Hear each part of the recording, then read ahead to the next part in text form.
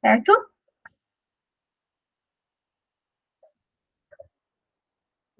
Então, pessoal, aqui a gente tem o verbo swim, swim, swim, que significa nadar, tudo bem?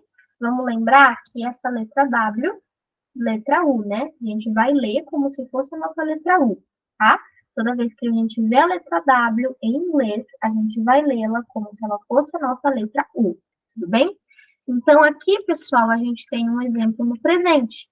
I swim, I swim, eu nado, né? A gente não traduz eu nadar, a gente traduz eu nado. Toda vez que a gente coloca o verbo do jeitinho que ele veio ao mundo, quando a gente coloca o sujeito do lado dele, ele fica no presente. Tudo bem? Aqui a gente tem o gerúndio, né? Aquela ideia de continuidade, de que a ação está acontecendo no momento em que eu falo a frase. Aqui, então, a gente tem I am swimming. I am swimming. I am swimming. I am swimming. Eu estou nadando. Tudo bem? Então, aqui a gente tem o ing, né, que tem uma função semelhante ao nosso NDO, né, de dar ideia de continuidade. E toda vez que a gente for colocar o ing no verbo, antes dele a gente coloca o verbo to be, concordando com o sujeito. Tudo bem, pessoal? Então, I am swimming, eu estou nadando. E o passado, pessoal, I swam, I swam, I swam. Eu nadei, tudo bem? Então, swam é o passado de nadar, tá? Nadei, nadou, tudo bem? Então, I swam, eu nadei. Então, aqui, swim, nadar, swim, nadando e swam, nadou, tudo bem? A gente tem essas três formas, presente, gerúndio e passado. Aqui, you swim today. You swim today. You swim today. Você nada hoje, tudo bem? You swim today. Você não vai escrever simplesmente, você não vai escrever simplesmente você nadar, né? Você vai escrever, você vai entender, né? Você nada, né? Você nada hoje. You swim today, ok? Aqui, you are swimming now. You are swimming now. You are swimming now. Você está nadando agora. Percebam aqui, pessoal, que a gente tem a noção de continuidade e que o verbo, né, to be aqui muda, né? You are, tá? A gente sempre vai colocar o verbo to be concordando com o sujeito. You are swimming now. Você está nadando agora. E no passado, né? You swam yesterday. You swam yesterday. You swam yesterday. Você nadou ontem, né, pessoal? Yesterday significa ontem. Aqui a gente tem eu nadei agora. I swam now. I swam now. I swam now. Eu nadei agora, né? Swam, nadei, né? Forma passada do verbo. Ela está nadando. She is swimming. She is swimming. She is swimming. Ela está nadando. Percebam aqui que o is é o verbo to be do she, por isso que ele está aqui.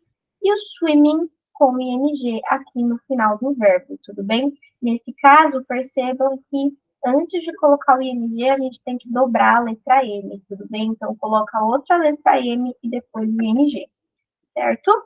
E aqui no passado, né, ele nadou hoje. He swam today. He swam today. He swam today. Ele nadou hoje, né? Swam, nadou, né? Forma passada. Então, aqui, pessoal, a gente precisa assinalar a alternativa que corresponde à tradução de eu estou nadando, ele nadou. Qual que vocês marcariam?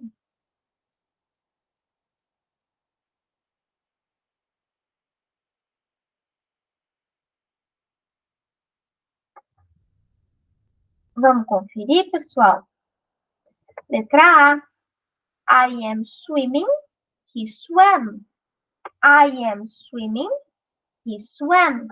Então, aqui, eu estou nadando e ele nadou. Eu estou nadando, ele nadou.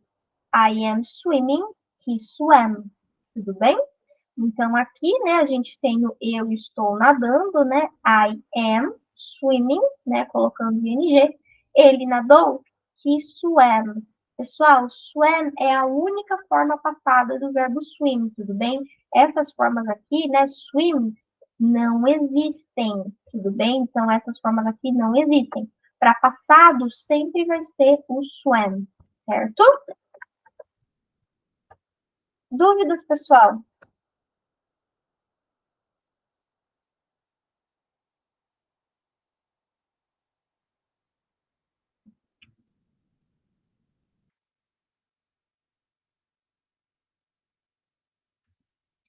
Não? Então, continuando aqui, a gente tem o adjetivo, né? Lembrando que adjetivos são palavras que indicam características, então elas vão indicar alguma qualidade do substantivo. E aqui, pessoal, a gente tem o adjetivo wise. Wise. Wise, que significa sábio ou sábia, tudo bem? Sábio ou sábia. Wise. Wise. Wise, wise, sábio ou sábia, tudo bem? Então, aqui, né, de novo, vamos colocar esse W como se fosse a nossa letra U, wise, sábio ou sábia, certo? Aqui, então, the man is wise, the man is wise, the man is wise. O homem é sábio, tá? Aqui, she is wise, she is wise. She is wise. Ela é sábia. Então, pessoal, o que eu quero que vocês percebam é que os adjetivos eles são invariáveis em inglês. Isso significa que não importa se o seu sujeito está no masculino, no feminino, no singular ou no plural, a forma de escrever e de pronunciar o adjetivo vai ser a mesma. Tudo bem para todos os sujeitos. Aqui nós temos um bom exemplo disso, né? Em uma frase a gente tem um sujeito masculino, né? The man, o homem, e no outro, she, ela, né? Um sujeito feminino. E os dois estão escritos wise, tudo bem? Então, wise, sábio ou sábia, certo? Então, vocês não vão se preocupar com fazer mudança, tá? De acordo com o sujeito de vocês. Vocês só vão fazer essa mudança na hora de vocês traduzirem para o português, tudo bem? E na hora de traduzir para o português, a gente precisa fazer as adaptações necessárias para a nossa língua. Mas no inglês, pessoal, o mesmo adjetivo sendo escrito e pronunciado da mesma forma para todos os sujeitos, tudo bem? Aqui, the wise man is studying. The wise man is studying. The wise man is studying. O homem sábio está estudando. Percebam aqui, pessoal, que eu não posso falar man wise, que nem eu falaria em português. Eu preciso inverter, tá? Isso vai acontecer no inglês, na maioria dos casos, quando a gente tiver um adjetivo e um substantivo um do lado do outro, e não tiver o verbo to be entre eles, tá? Então, aqui a gente tem o verbo to be entre os dois, né? A gente tem the man is wise e she is wise. O homem é sábio e ela é sábia. Nesse caso, a gente pode escrever e falar da mesma forma que a gente fala em português. Quando não for assim, quando for, por exemplo, homem sábio, que nem está aqui, a gente não pode falar man wise. A gente precisa inverter. Tudo bem? A gente precisa inverter a ordem entre esses dois termos. Então, em vez de falar the man wise is studying, eu vou falar the wise man is studying. Tudo bem? The wise man is studying. O homem sábio está estudando, tá? Aqui, she is wise. She is wise. Ela é sábia.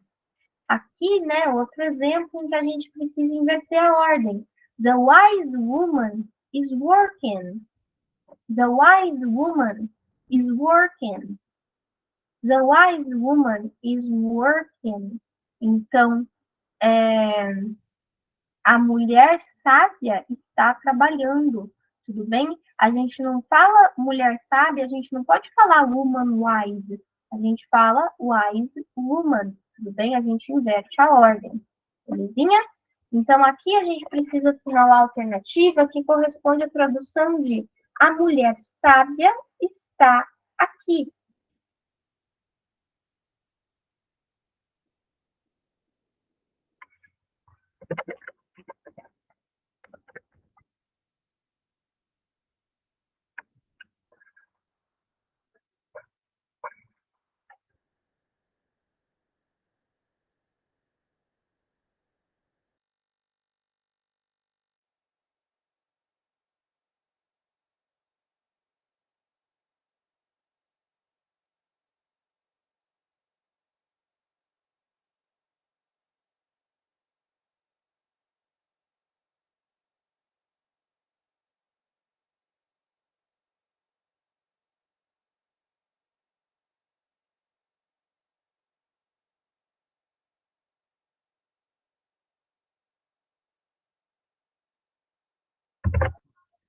Certo, pessoal? Vamos confirmar, vamos corrigir. Letra C. The wise woman is here. The wise woman is here. Então, a mulher sábia está aqui. The wise woman, pessoal, wise woman, mulher sábia. Lembrando que em inglês a gente não pode falar woman wise, a gente precisa inverter. Então fica wise woman. The wise woman is here. The wise woman is here. Letra C. Tudo bem? Dúvidas, pessoal?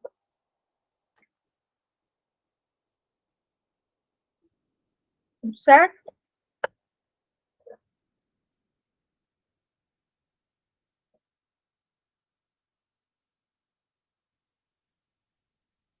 Então, continuando aqui, a gente tem outro adjetivo que é o dull. Dull. Dull. O que significa, pessoal, sem graça? Então, alguém que é sem graça é alguém dull. Tudo bem? Dull. Dull. Vamos dar uma olhada aqui em alguns exemplos. The man is dull. The man is dull. The man is dull. O homem é sem graça. The sun is dull. The sun is dull. The sun is dull. The sun is dull. O filho é sem graça. They are dull. They are dull. They are dull. They are dull. Eles são sem graça. He is dull. He is dull. He is dull. He is dull. Ele é sem graça. The woman is dull. The woman is dull. The woman is dull. The woman is dull. A mulher é sem graça. Então, percebam aqui, pessoal, que continua, né, sendo invariável. Não importa o gênero do sujeito ou o número, o adjetivo permanece o mesmo. Então, they are dull. They are dull. They are dull. Eles são sem graça. Então, aqui a gente tem the artist is dull. The artist is dull. The artist is dull. O artista é sem graça. Aqui, the actor is dull. The actor is dull. The actor is dull. O ator é sem graça. Então, the actor, o ator, is, é, dull, sem graça. Tudo bem? Seguindo aqui, pessoal, a gente tem uma expressão que é under the weather. under the weather, tá? Que significa se sentindo mal, né? Que tem o sentido de se sentir mal. Pessoal, como é uma expressão, eu falei bastante isso no passado, vou voltar a falar esse ano com vocês. Tomem cuidado com traduções literais, as famosas traduções ao pé da letra. Por quê, pessoal? Porque quando a gente estiver falando de uma expressão, se a gente traduzir no sentido literal, a gente pode acabar perdendo a expressão, tá? A gente pode acabar perdendo o sentido que aquela expressão traz. E daí a gente vai se confundir e vai se acabar se perdendo na comunicação. Tudo bem? Quando vocês forem estudar expressões, se preocupem em entender o que aquela expressão quer dizer, no sentido de o que ela expressa, se ela expressa algo bom, se ela expressa algo ruim, se ela expressa algo sério, tudo bem? Quando que vocês podem utilizá-las, tudo bem? Então, em quais contextos, com quem, né? Se você pode falar com alguém mais importante, assim, entre aspas, ou não, tudo bem? Se preocupem com esses pontos, com esses casos, tá? Não se prendam tanto à tradução literal para o português, certo? Então, under the weather é uma expressão para sentir-se mal, tanto física quanto emocionalmente, tudo bem? Então, aqui, por exemplo, how are you? How are you? How are you? Como você está? I am under the weather. I am under the weather. I am under the weather. Eu estou me sentindo mal. How is he? How is he? How is he? He is under the weather. He is under the weather. He is under the weather. He is under the weather. Ele está se sentindo mal. Aqui, how is she? How is she? How is she? Como ela está? She is under the weather. She is under the weather. Ela está se sentindo mal.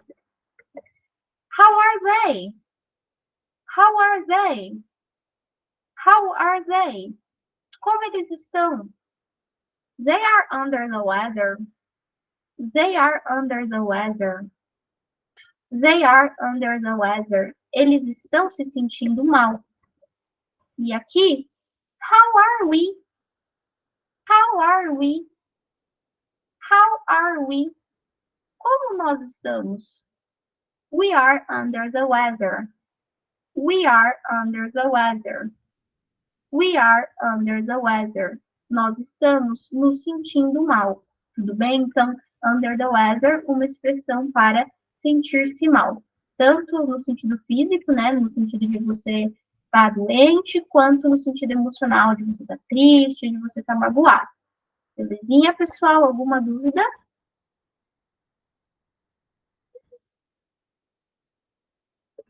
Então, sem graça. Tá?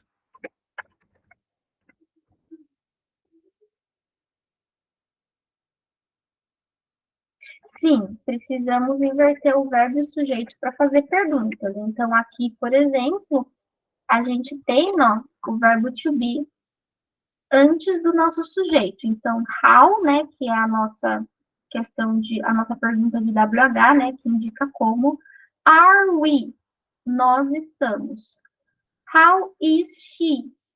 Como ela está? Né, o how aqui significa como. How is she?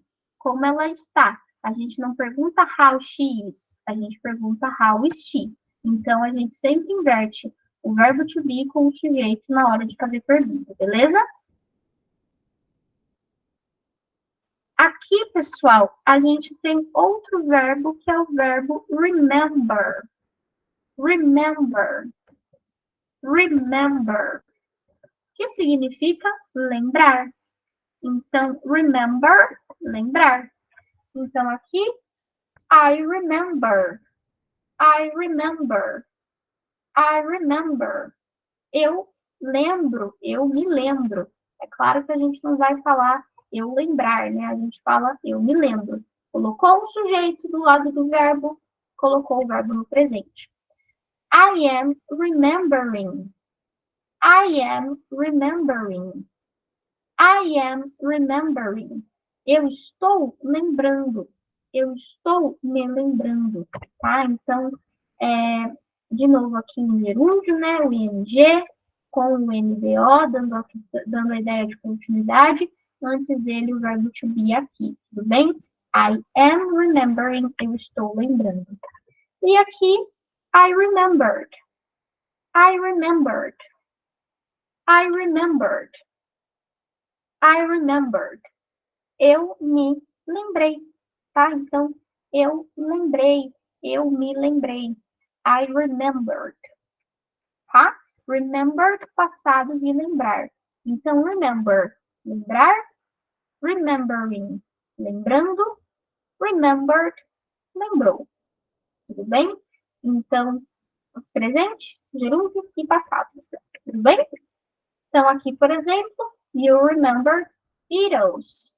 You remember Beatles. You remember Beatles. Você se lembra dos Beatles. You are remembering Rush. You are remembering Rush.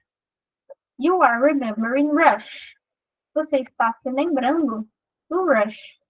Né? Então, percebam aqui que o que vai inverter é a ordem, né? O que vai inverter é o sujeito, o verbo to be aqui do sujeito, tudo bem? Como troca o sujeito, troca de verbo to be. Tudo bem, pessoal? Então, I am remembering, you are remembering, he is remembering e assim por diante, tá, pessoal? Trocou o sujeito, troca o verbo to be. You remembered Iron Maiden. You remembered Iron Maiden. You remembered Iron Maiden. Você se lembrou do Iron Maiden. Tudo bem? Então, aqui, eu lembrei agora. I remembered now. I remembered now. I remembered now. Eu me lembrei agora. Eu estou lembrando agora. I am remembering now. I am remembering now. I am remembering now. Estou me lembrando agora.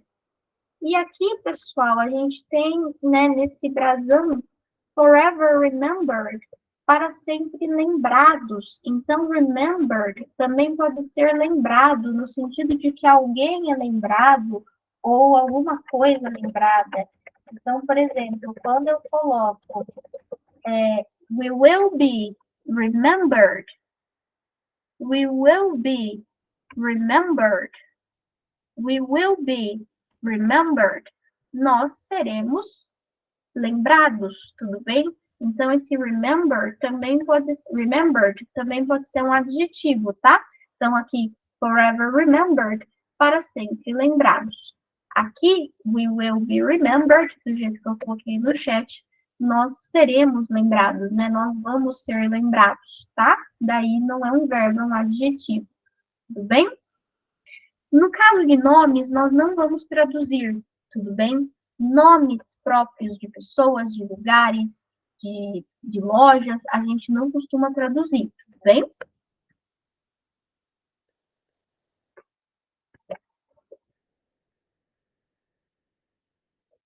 Continuando aqui, temos outro verbo que é o verbo touch. Touch. Touch. Que significa tocar. Tá? Tocar, pessoal, no sentido de você encostar, no sentido de você pôr a mão, tudo bem? Não vai ser utilizada para quando você falar de tocar instrumento musical, tudo bem? Então, touch é tocar no sentido de você encostar, de você pôr a sua mão. É o sentido do contato, tudo bem? Então, touch, tocar. Então, aqui, por exemplo, I touch it. I touch it. I touch it. I touch it. Eu toco nisso, tá? I am touching the glass. I am touching the glass. I am touching the glass. Eu estou tocando no copo. Tudo bem? I am touching the glass. I touched the cat. I touched the cat. I touched the cat. Eu toquei no gato. Então, aqui a gente tem touch, tocar, touching, tocando, e touched, tocou, né? Touched, passado de tocar. Beleza? Então, aqui, I touch the dog. I touch the dog. I touch the dog. I touch the dog. Eu toco no cachorro. Eu encosto no cachorro. Eu ponho a mão no cachorro. Tudo bem? You are touching the car. You are touching the car. You are touching the car. You are touching the car. Você está tocando no carro, tudo bem? Você está encostando no carro. Tudo bem? You touched the plane. You touched the plane. You touched the plane. Você tocou no avião. Então, pessoal, touch, do jeito que está aqui, touch, tocar, encostar, ou no presente, né, quando a gente coloca um sujeito aqui, touching, tocando, touched, tocou, tocava, tocaram, tudo bem? Então, you touched the plane, você tocou no avião. I touched the cat, eu toquei no gato. Tudo bem? Eu toquei no computador agora. I touched the computer now. I touched the computer now. Eu estou tocando no carro. I am touching the car. I am touching the car. I am touching the car. Eu estou tocando, estou encostando, estou pondo a mão no carro. Certo, pessoal? Alguma dúvida?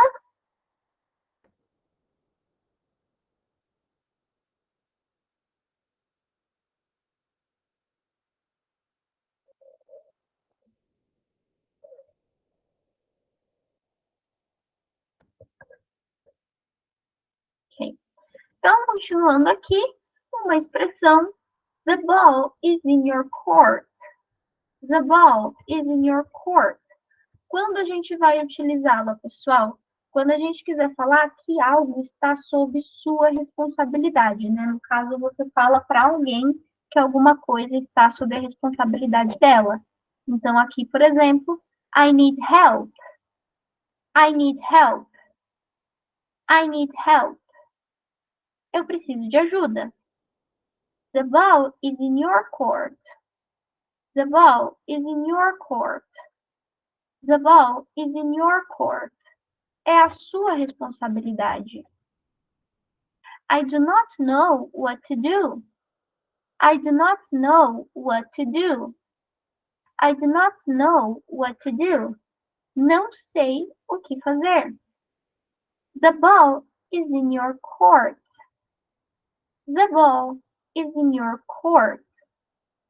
The ball is in your court. É a sua responsabilidade. Tudo bem? Aqui, I lost the keys. I lost the keys. I lost the keys. Eu perdi as chaves. The ball is in your court. The ball is in your court. The ball is in your court. É sua responsabilidade. I poured the water. I poured the water. I poured the water. Eu derramei a água. The ball is in your court. The ball is in your court. É sua responsabilidade. I hit the car. I hit the car. I hit the car. Eu bati o carro. The ball is in your court. The ball is in your court. The ball is in your court. É sua responsabilidade. Tudo bem, pessoal? Alguma dúvida?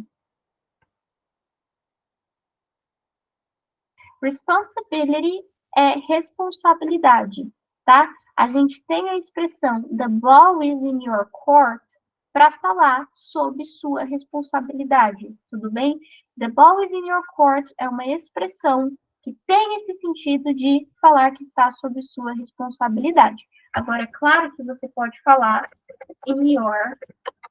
it's your responsibility.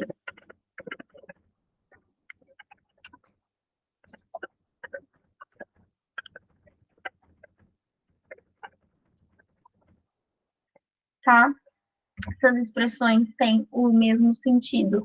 It's your responsibility tem o mesmo sentido de the ball is in your court, né? Então, os dois significam é sob sua responsabilidade, é responsabilidade sua. Tudo bem, pessoal? Então, aqui a gente tem um resuminho da aula de hoje, tá? Swim, nadar. Swimming, nadando. E swam, nadou. Remember, perdão. Remember, lembrar. Remembering, lembrando. E remembered, lembrou. Touch, tocar. Touching, tocando. Touched, tocou. Wise, uma pessoa sábia, né? Então, wise, um adjetivo para sábio ou sábia. Dull, sem graça. Under the weather, uma expressão para se sentindo mal, se sentir mal, ou alguém que se sente mal. E the ball is in your court, sob sua responsabilidade. Então, é o mesmo sentido, né, de it's your responsibility, no sentido de falar que alguma coisa está sob a responsabilidade de alguém.